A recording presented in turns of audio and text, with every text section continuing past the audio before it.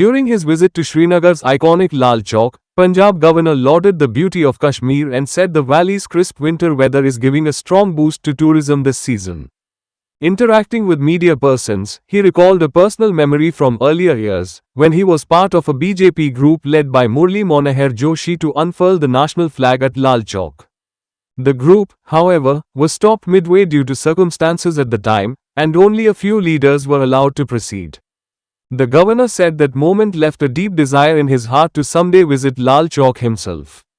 Today, he expressed happiness at finally seeing that wish fulfilled, and at witnessing the national flag proudly hoisted in the heart of Srinagar.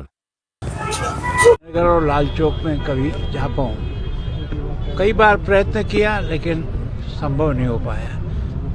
मैं उससे भी जुड़ा हूँ जो मुरली मनोहर जोशी जी ने इसी लाल चौक में तिरंगा फहराने के लिए एक कन्याकुमारी से यात्रा प्रारंभ की और देश के सब लोगों को यहाँ आने के लिए आह्वान। मैं भी उस यात्रा में था, लेकिन हम लोग यहाँ तक नहीं पहुँच पाए। रास्ते में ही एक तरह से रोक लिया गया, केवल और केवल कुछ लोगों को, जिसमें मुरली मनोहर जी स्वयं उसका संचालन कर रहे थे और आज के जो प्रधानमंत्री हैं उस यात्रा के संयोजक थे नरेंद्र मोदी जी। तो उस समय से हमारे मन की इच्छा थी कि कभी न कभी हम लाल चौक जरूर जाएं, लेकिन पिछले कई वर्षों से अनुभव भी आया, आसानी से आ जा सकते थे, लेकिन समय के अभाव कारण से नहीं आ पाए। लेकिन अभी मैं पंजाब में राज्यपाल हूँ, नज़दीक भी आ गया हूँ और सामान्यतः मेरी इच्छा भी थी, तो केवल 2-3 दिन घूमने के हिसाब से भी और इस पवित्र स्थान को भी देखने का मुझे मौका मिले, जहाँ भारत का तिरंगा लहराने के लिए भी एक संघर्ष करना पड़ता था।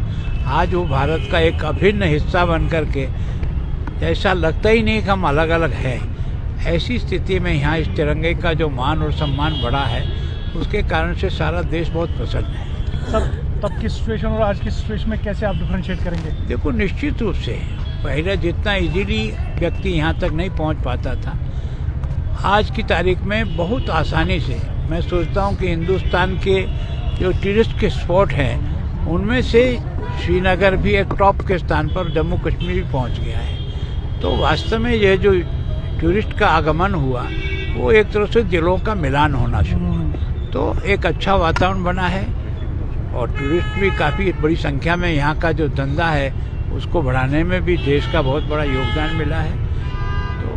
सर, यहाँ के मीट डीलर्स को वहाँ पर कुछ इश्यूज है, उनको वहाँ पर रोका जा रहा है, तो उसके मुताबिक क्या कुछ कार्रवाई होने जा रही है आपकी तरफ से? नहीं, कहाँ रोका जा रहा है? पंजाब नहीं, हमें तो किसी को नहीं रोकते हैं। वहाँ पर कोई इंडिविजुअल्स है जो वहाँ पर मीट डीलर्स को रोककर उनसे कुछ फाइन भी लेते हैं और उनके गाड़ियों को जब्त करते हैं। आप अगर हमें बताइए, कुछ लिख के भेजिए।